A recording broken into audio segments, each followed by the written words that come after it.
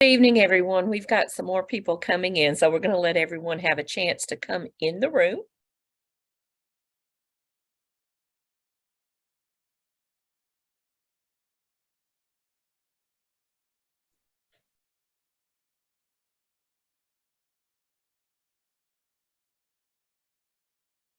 Hello. Hello, everyone. Hi.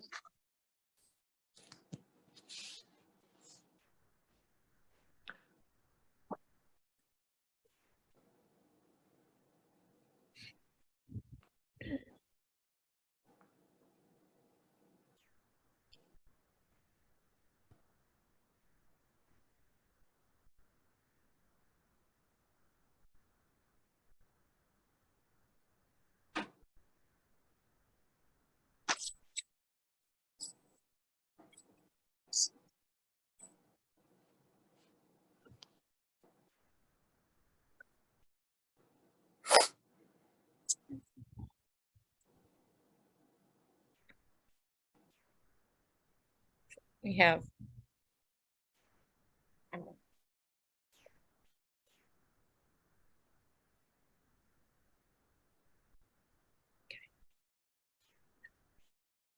just when I think I've got everybody, somebody else comes in. So we'll give it just a couple more, a minute or so to make sure everybody has an opportunity to come in. Thank you all for joining us this evening.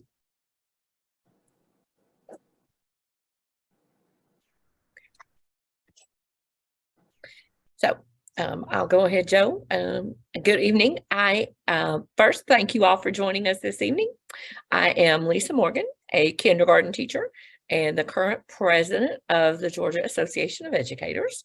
And also this evening, we have with us Joe Fleming. Joe, you want to introduce yourself? My name's Joe Fleming. I'm the lobbyist for GAE, busy at the state capitol, and tonight we'll be talking about the U.S. Capitol. So I'm going to go ahead and get started. And kind of how we're going to do this is I'm going to give you the information about what it is.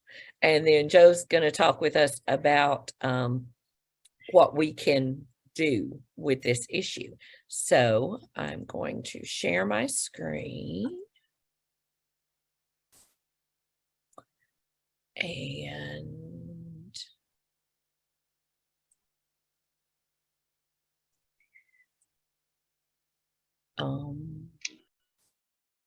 okay, so can everyone see my screen and see the slides? Yes. Okay. Thanks for the thumbs up, Rita. Okay. So tonight we're talking about Social Security and you. So how does Social Security work? So Social Security is based on you working 10 years, and for each 3-month period, you get a credit. So if you work 10 years, you get 40 credits, and you would get a Social Security benefit based on your work record. If you work less than 10 years, then you have less than 40 credits and you get no Social Security benefits based on your work record. The work years and the credits do not have to be consecutive. So you could work 5 years and then, as women often did, take off 20 years and have a family and then re-enter the workforce and work 5 more years, you would have your 40 credits. So 40 credits needed for retirement. Each credit, or in each 3-month period, you must earn currently $1,510 to equal a credit. So if you do not earn $1,510 in that period, in that 3-month period, it doesn't count as a credit. So no matter how much higher your income is, though, you can only earn 4 credits in each calendar year. So your covered earnings are your work-related earnings that are subject to Social Security taxation, meaning you paid Social Security on those earnings, your income. So, what are Social Security spousal benefits? So, your spousal benefits work differently. And I'm going to stop sharing just a second and show you, instead of talking about it, I thought it's a little bit easier for me to show you this video. No reason to reinvent the wheel when somebody has already done a video for us. So I'm going to hit the video. What are Social Security survivor benefits and how do they work? Survivor benefits are monthly payments to family members of deceased workers, typically their spouse, former spouse, or children. How much are the payments? Survivor benefits are usually based on what the deceased was entitled to get from Social Security at the time of death. Widows and widowers can collect between 71.5% and 100% of a late spouse's benefit amount, depending on their age when they claim survivor benefits. The same goes for the surviving former spouse in a divorced couple if the marriage lasted for at least 10 years. How old do you have to be? In most cases, the minimum age for a spouse to collect survivor benefits is 60. It can be as low as 50 if the spouse is disabled. There is no minimum age if the survivor is caring for a child of the deceased who is younger than 16 or disabled. And our kids can get survivor benefits too? Yes, although in most circumstances, children must be under 18 or disabled to get survivor benefits. Qualifying children can get 75% of a late parent's benefit. It's been a year now since my spouse passed away. Is it too late to file for survivor benefits? No, there's no time limit, and benefits grow if you delay claiming them until your full retirement age. But remember that payments start from your filing date. They are not retroactive to when your loved one died. When you're ready to apply, contact Social Security. One more thing. What if I get married again? There's no effect on survivor benefits if you remarry at age 60 or older, 50 or older if you are disabled. If you remarry before then, you lose eligibility for survivor benefits for as long as that marriage lasts. To learn more, go to aarp.org/social security. Okay, so that's how Social Security works. But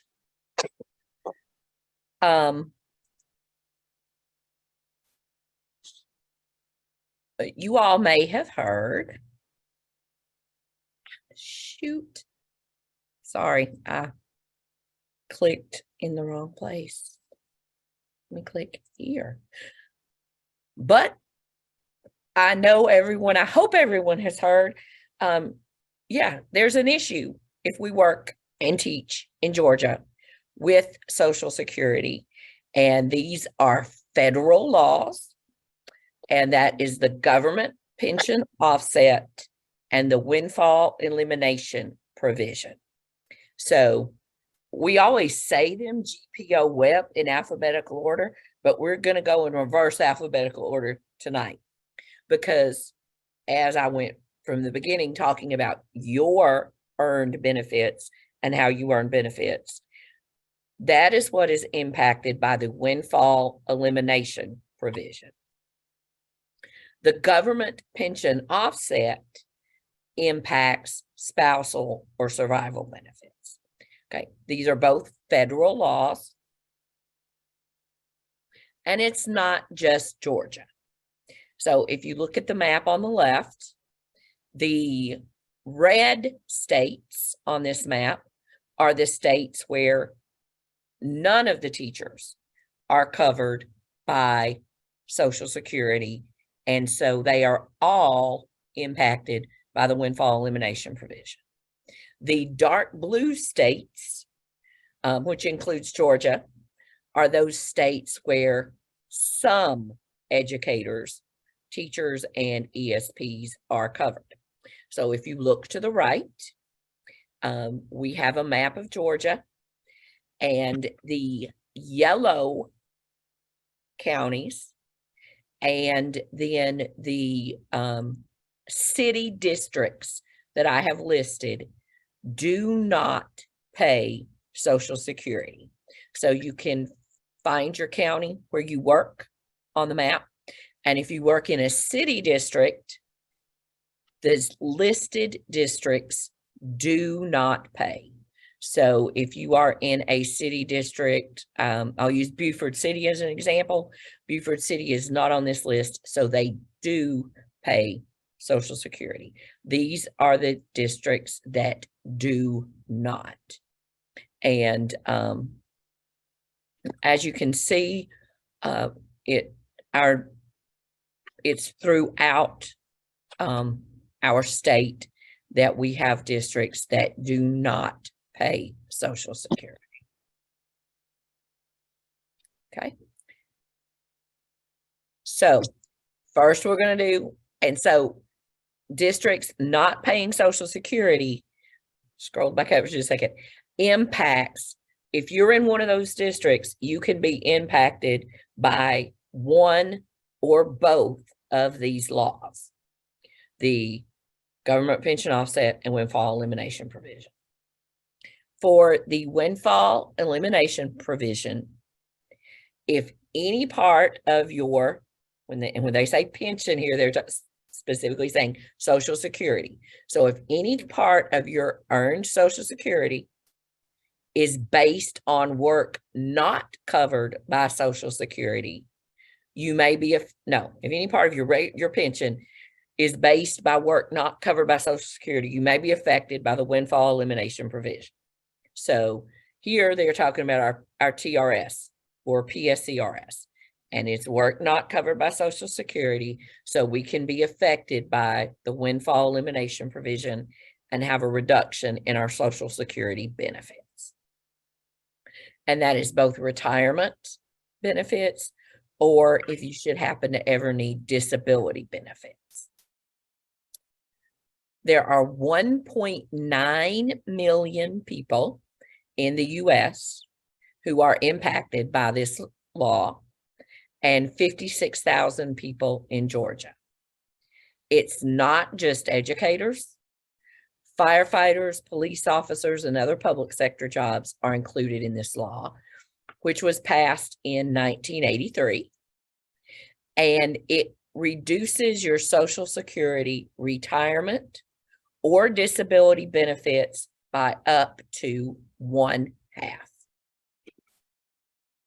So this impacts especially educators who worked in other jobs before becoming educators, or our educators. We know we have educators who have their entire careers worked second and third jobs in order to make ends meet and paid into Social Security and earned benefits. And the windfall elimination provision will reduce those earned Social Security benefits by up to 1/2. The government pension offset affects people who have spousal or survivor benefits, in addition to working in a system and having their government pension, our TRS or PSCRS, in addition to those spousal or survivor benefits. The government pension offset was passed in 1977. And it, as of now, impacts 700,000 people in Georgia and 700,000 people in the United States. I'm having problems talking tonight. And 20,000 people in Georgia. This, I'm wanting to say, this penalty, I guess is a good word, most often impacts women, usually women with lower incomes, and educators. It's often our ESPs, not always, but quite often. It reduces the spousal or survivor benefit by 2/3 of the amount of the public pension. 9 out of 10 people impacted by the government pension offset lose their entire spousal benefit. So the windfall elimination provision, you can lose half of the Social Security you have earned, and you can lose all of the benefit that your spouse earned. We've got another video. And once again, we are not about recreating the wheel. So I'm going to show you this video from Texas. So when they say TRS, they are talking about Texas and not our teacher retirement system here in Georgia. Okay, and once again, if someone can give me a thumbs up that you can see and hear. Meet Kim. Kim is an assistant principal at a middle school. She's been a TRS member for 12 years. Before becoming an educator, Kim worked as a public librarian for 11 years. While working for the city, Kim paid into the Social Security system. Since she began working for her school district, Kim has not paid into Social Security. Like Okay. most Texas school districts, her district does not participate in Social Security. You all are here. That Can you means all Kim hear and is see? only eligible for Social Yes, Security ma'am. benefits based on her And I got previous somebody else employment saying with the city no. So and I'm gonna her pause. spouse, who is It's paid. off. Yeah, can't see. Can hear but not see. you can hear but not see. Okay. Uh-huh. I'll start over again. I'm sorry. I've okay, go back. There we go. Click here.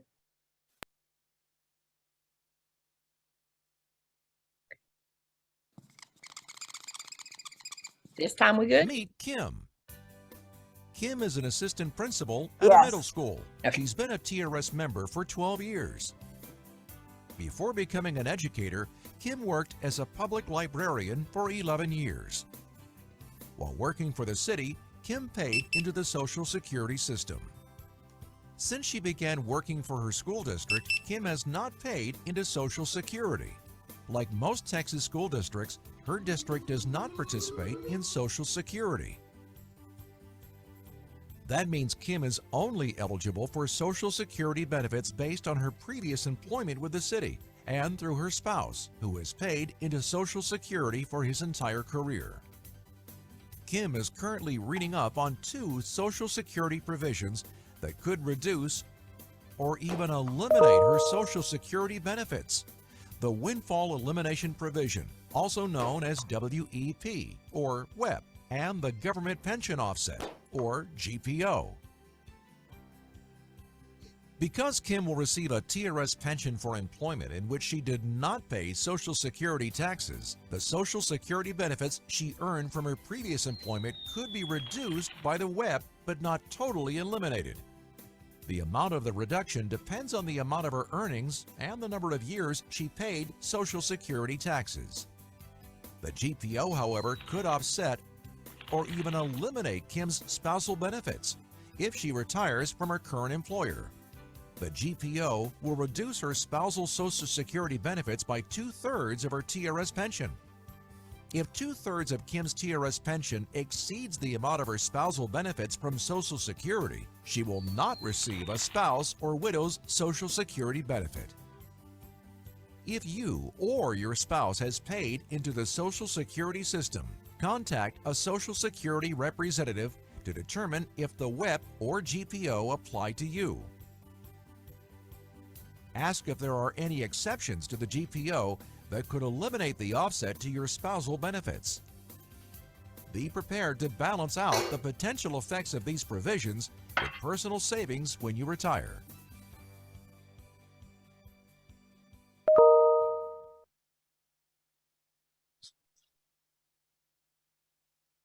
Okay.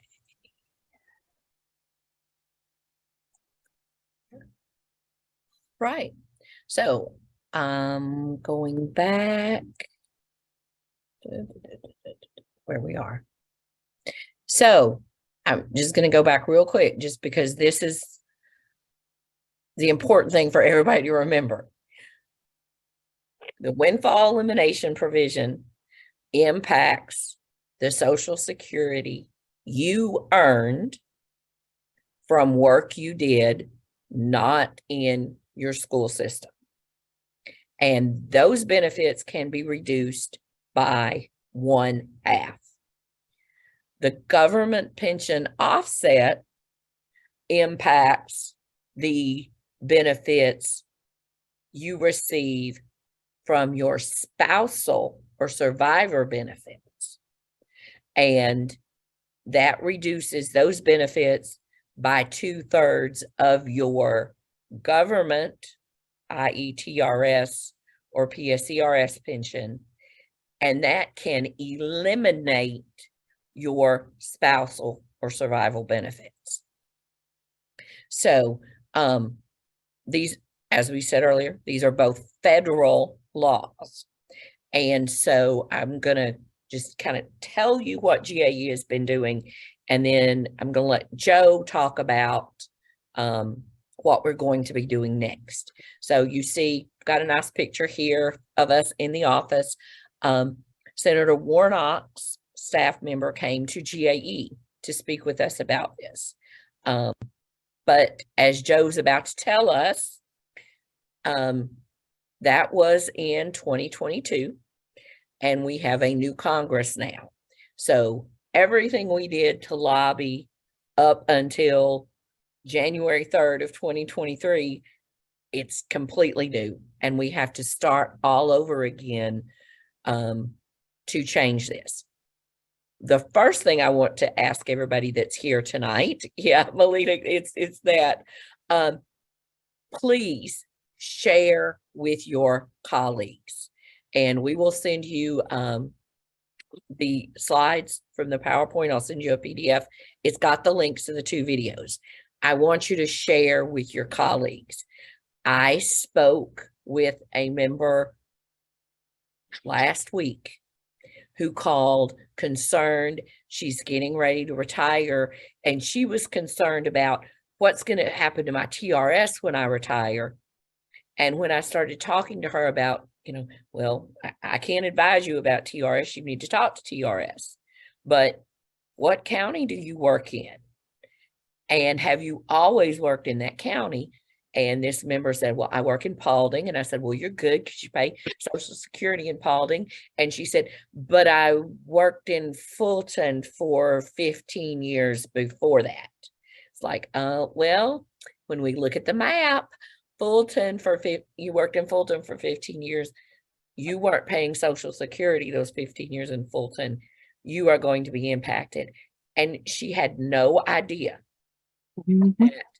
that the windfall elimination provision was going to impact her. She had no idea that Fulton was not paying Social Security. So the number one thing we've got to do is make sure we're talking to the people that we're working with and that we're sharing with them about what's happening. We have those things in our, we've had several articles in our No magazine. You can share those, and we will send you the information that you can share this evening. So NEA is working on this and has been working on this. And then the additional thing that is now going to be happening moving forward, every time our NEA directors go to DC, and that is September, February, and May, and I, as your president, am there those same times, and I go with our NEA directors to Capitol Hill, to Congress, to lobby. We lobby on this issue. But Georgia, we really feel this. We wanted more happening. So this summer at the NEARA, we brought a new business item to have a lobbying cadre of members specifically focused on this issue. And our new business item passed. So we now have all the impacted states that you saw on the map and the federal organization have a active member and a retired member on the lobbying cadre to go specifically to lobby only on the offsets issue. So, and I know they have held their first initial introduction meeting, and I know that they are will be going probably in May to lobby on the bills. And that's where I'm going to turn it over to Joe, because he knows about the bills. And one of the great things about us having Joe as our government relations director here in Georgia, he has lobbied in his professional career, not only in Atlanta at our capital, but also in DC. So Joe, it's all yours. Thank you. So just kind of bring you up to date on the politics of where we are. And by the politics of it, I mean what it's going to take to get the bill passed and signed into law. We saw something last year you don't see very often. It happens, but a situation where you actually had more sponsors of the bill than you needed votes to pass it. So there were 305 sponsors of the bill, more than a majority of the House. You would think that the bill should have passed easily. But unfortunately, leadership was not allowing the bill to go forward. This is under Democrat leadership. And I think there's a couple of reasons why. There's a huge price tag for it. I'm not saying it's not worth it. I think it absolutely is. It's not a problem that we created. It's a problem government created. But there's about $150 billion price tag attached to fixing this problem. There have been raised, I don't know if they're legitimate or not, but they're probably enough to scare some members of Congress. There have been concerns raised as to the impact fixing WEP and GPO would have on the solvency of the Social Security system in general. So even though we had more than enough to pass the bill never got to the floor. When December ended of 2022, that congressional session ended.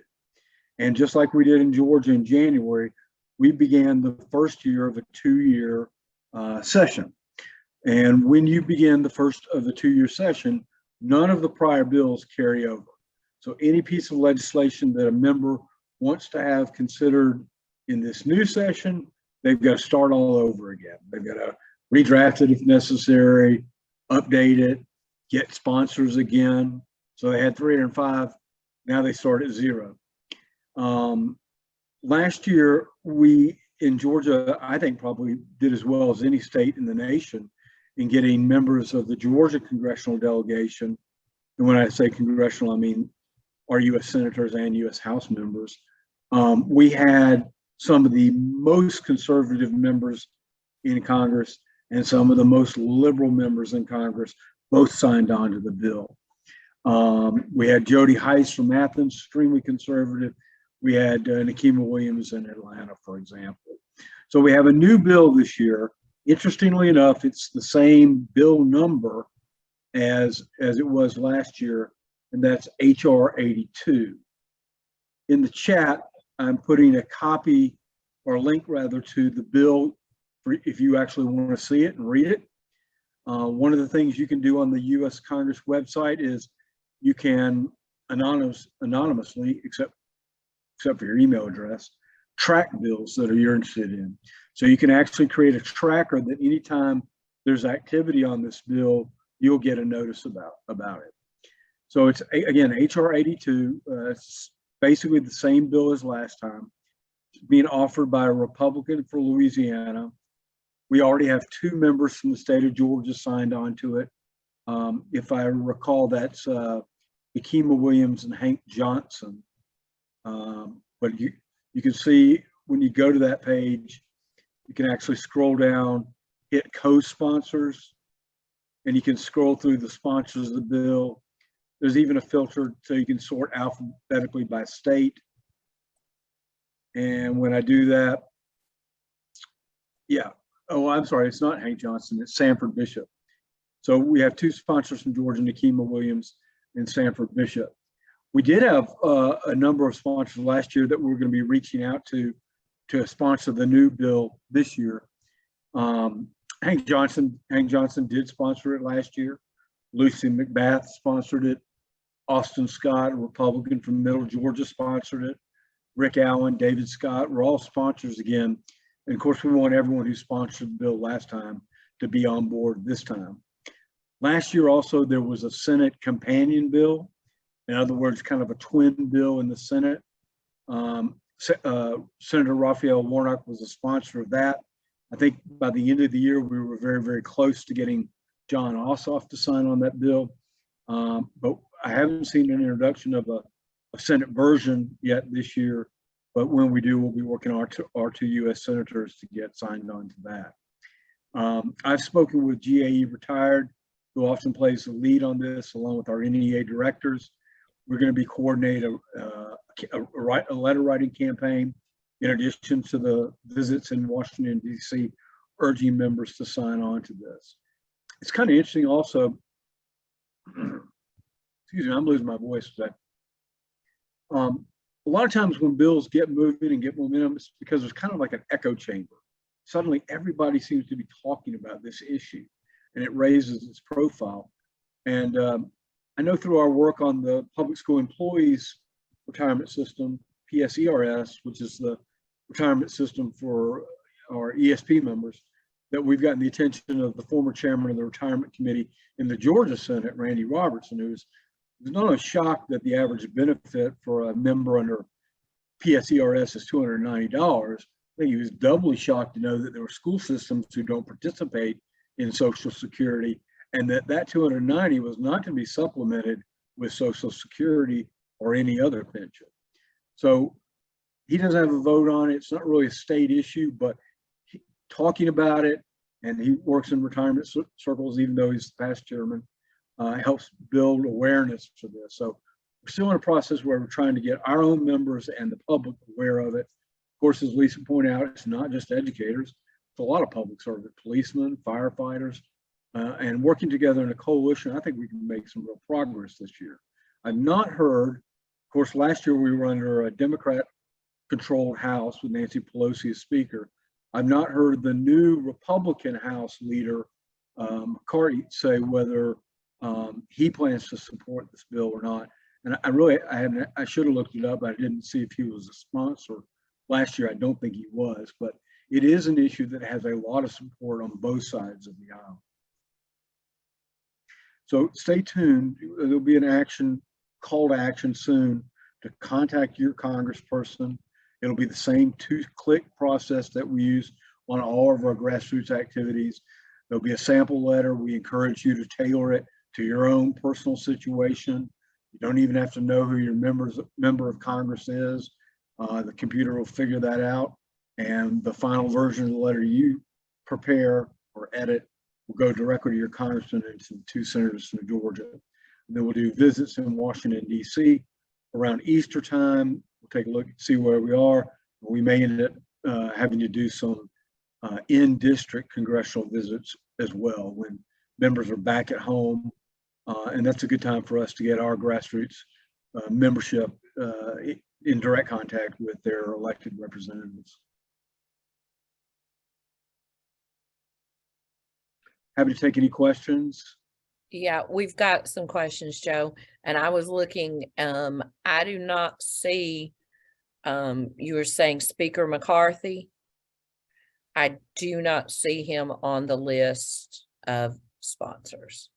A lot of times the speaker in Congress does not sign on to legislation. So the real indicator would be to go look back at HR 982.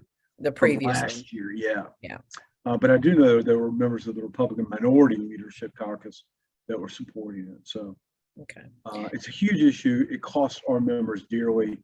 I want to cry when I hear people like Judy Polachek and others talk about the situation because it's just unfair and it needs to be fixed. And one thing I will point out that I didn't put in the PowerPoint that I think we need to let people know, I I should have. The penalties, the offset, the reduction that are taken are recalculated every year. So, yeah. So every time someone who is subject to the government pension offset and their spousal benefits gets a cost of living increase with their teacher retirement system, their government pension offset is recalculated. So in essence, those people are never getting their cost of living that they get through Georgia TRS, because then their spousal benefit is decreased. So we I'm do sorry, have some please. questions in the chat, and so I'm going to say the first question is, what if I worked in counties and paid into Social Security for my 40 credits? However, I now work for a county that does not pay into Social Security. Is there something where you work the last 5 years of your career? And I have 2 people that have asked this. We used to hear that if you worked your last 5 or 10 years, that it would change the windfall elimination provision. The way it changes the windfall elimination provision is when your Social Security benefits are calculated, they are calculated on your 35 years of salary. So it's calculated based on 35 years of you working. It's assumed you're going to work for 35 years. If you work 30 of those years and are not paying into Social Security, then the calculation for your potential benefit for every one of those years is 0. So yes, if you have paid into Social Security in one system and are not in another, those years that you paid in will help increase your beginning benefit before they take the penalty. So every year you work in a Social Security system is going to increase your beginning part that can then be reduced by half. Is that making sense? Somebody nod if that made sense to you. Okay. So is it Next. always reduced by half? No, it can be reduced up to 1/2. So is Social Security able to provide you kind of an estimate of what that will be? Because I actually called them probably a year or 2 ago, and they were like, "Oh no, you're fine." But I had just moved into a system that didn't pay Social Security. Right. After having all my credits. What our members have discovered is that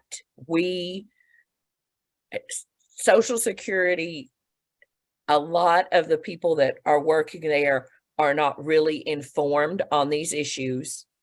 And you're going to get different answers from different people. And even sometimes we've had members who were given one amount, and then a year and a half later, they get a letter from Social Security saying, we've been calculating your government pension offset incorrectly, and you owe us money back. And that has happened. So my thing is, take everything they give you and keep documentation, and know that whatever amount your earned benefit is, it can be reduced up to 1/2. Tiffany asks, do we know where our NEA endorsed candidates stand on this other than those who are co-sponsors? Every candidate that we endorsed in the 2022 cycle for U.S. Congress or U.S. Senate in Georgia has said they support the bills. The previous HR 82 in 2022, all of our endorsed U.S. congressmen signed on, and some of our congressmen that we didn't endorse. Reverend Warnock signed on in the Senate. And Senator Ossoff indicated he supported. I'm not sure if he signed on to the previous version. So, and I will tell you all, Jeff Hubbard, our NEA director, and I will be in DC in 2 weeks. And we're already setting up appointments to meet with our members of Congress on this. And somebody said, I worked in Hurd for first 15, been in Carsville for 14. How's that going to hurt you now? Yes, you've paid in over 10 years, but because you have years that you did not pay, you are subject to the windfall elimination provision. And if I did an account not long ago, set up one with Social Security, Yeah. and then I saw they had something on there about what I would get if I retire whenever. Is that provision counted in that? No, ma'am. When you set up the account, they only, what they said you would, what your account says, that's going to be your Social Security. That does not include the windfall elimination provision. It's just saying this is what you would earn based on your credits. So then you have to realize that that number they gave you, and if it was $500 and I just pulled that out of the air, you have to realize that that can be reduced up to $250 because of the windfall elimination provision. And yeah, you've paid in much more than 10 years. And that's the issue. Everybody that is subject to this has paid in at least 10 years, or they would not be eligible for any benefit. If you don't have the 40 credits, then you're not eligible for anything anyway. So this impacts people who worked some of their earnings, paid Social Security, and some did not. Okay. So, and Tiffany shared with us the Ways and Means Committee. Somebody said, so it would be financially beneficial to go back to paying counties if currently working in a non-paying county. I think that's for each person to make that decision for themselves. And it also depends on, where you are. If the non-paying county is paying you significantly more, that you can, have other savings to offset your Social Security. Everybody has to make their own financial decisions for what is best for them, and what those costs would be. Okay, so yes, Linda, we mentioned our signees on the new bill are Representatives Williams and Bishop. So Janice said, I once heard that if I worked for 20 years, 80 quarters, I would be able to collect 90% of my benefit I would receive. I've heard all kinds of different things. I've heard that if you work the last 5 years paying in, that you won't be subject. I've heard you have to work the last 10 years paying in. The reality is, it's the time and the last 10 years. It's not about when you work those years. It's about, do you have your 40 credits? So you are entitled to a benefit. And then how does those years of salary come out to what your benefit is?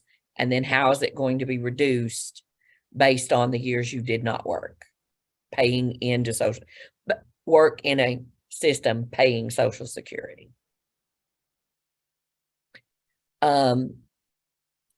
It's based according to the document I read on the Social Security. They adjust, and I'm going to read this.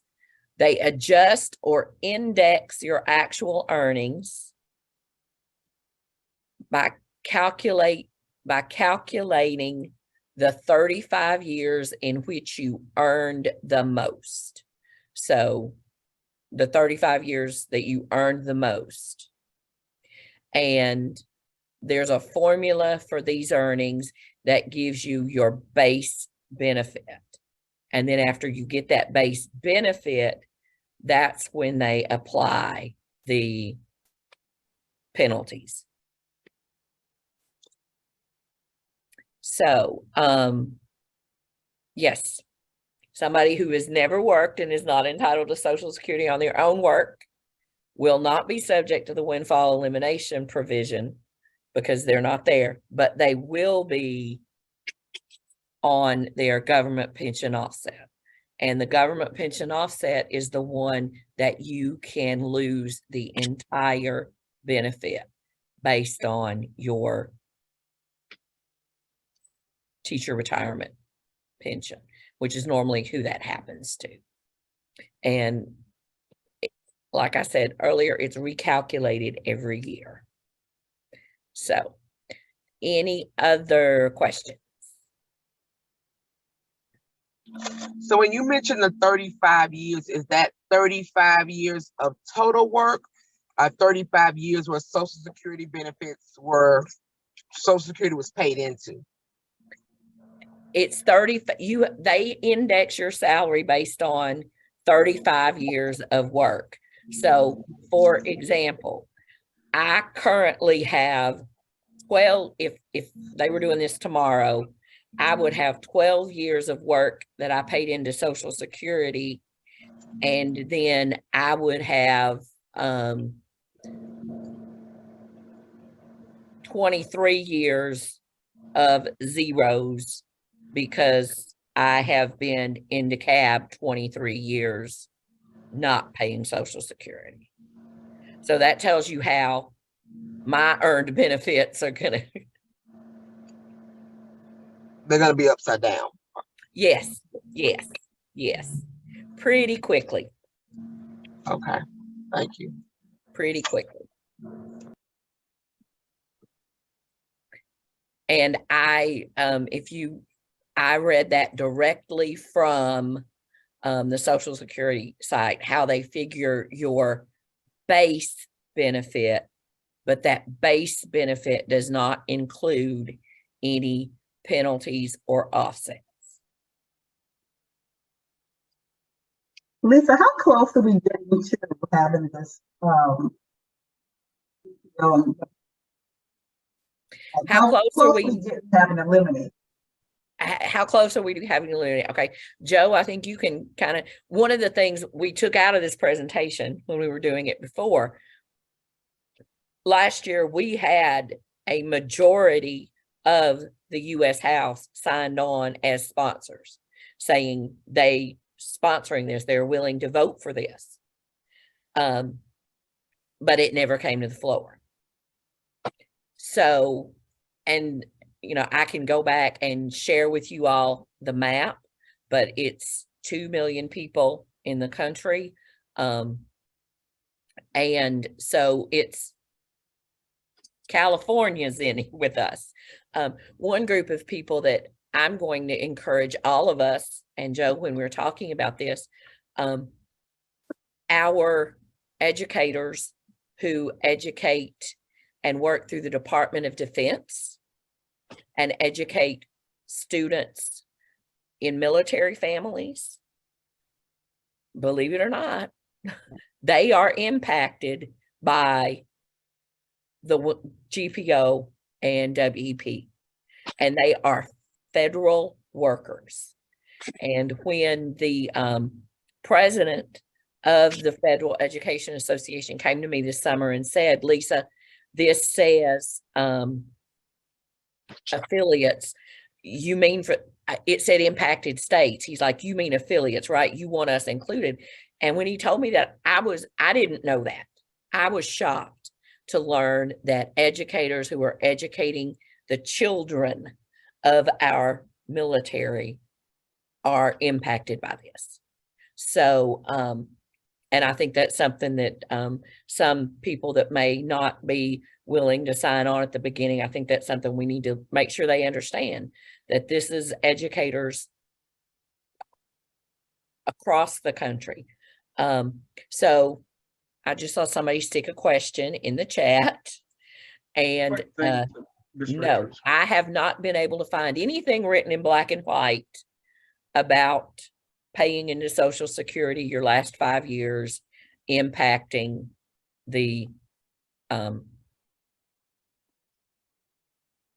two penalties. I have not read that anywhere. Joe, have you? I'm sorry, I didn't mean to interrupt you. Two quick things to Ms. Richards' question. There's been a bill every year for the last 10 years. So we continue to fight. The question the question I would ask if I were in Washington would be, okay, if you're afraid of the price tag, let's give some relief rather than nothing. Because the people that I know that are affected by this today, they take 50%, 40% for now until we can fix it permanently. But nobody seems to be talking about at least doing something rather than the whole thing. So I don't know, but it's been going on 10 years. Hopefully this is the year we can get a push and push it over. Some of you that have been around for a while may remember the issue of notch babies with Social Security Administration too. And that took years and years and years, 20 years to really get the attention of Congress. I don't mean to be pessimistic, I'm sorry. Okay. All right. Anyone else have questions? We're almost to our hour. We will be sending you information as we get more information available. The first piece of information you will probably get about this will be after we visit with our representatives in 2 weeks. Then we will have, Jeff and I will have a list of who, when we were there, indicated that they were willing to sign on and support this repeal. And then we'll start lobbying not only our Georgia congressman, not only to support, but also to sign on as sponsors. And then, so yes, Joe put in the chat for you, GAE Day at the Capitol. This is February 23rd. We will obviously be at the Georgia Capitol, but lobbying on Georgia issues. We'll have an update for you there that day. And that also may be a time that we can